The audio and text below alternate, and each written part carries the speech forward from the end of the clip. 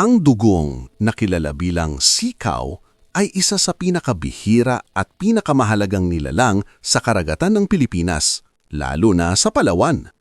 Isa itong dambuhalang hayop sa dagat na kayang umabot ng 3 metro ang haba at tumimbang ng higit sa 400 kilo. Ngunit sa kabila ng laki nito, napakabanayad at mapayapa nito.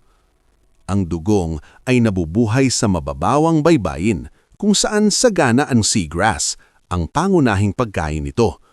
Araw-araw, maaari itong kumain ng hanggang 40 kilo ng damong dagat, kaya tinuturing itong hardinero ng karagatan dahil pinananatili nitong malusog ang mga damuhan sa ilalim ng dagat.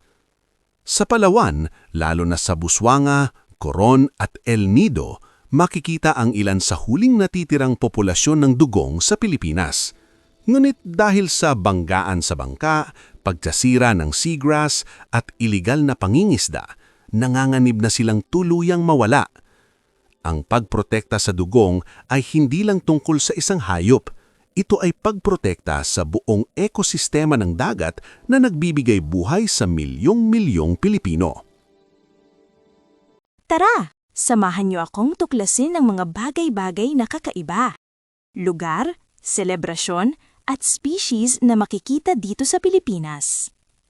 Like, share, and subscribe.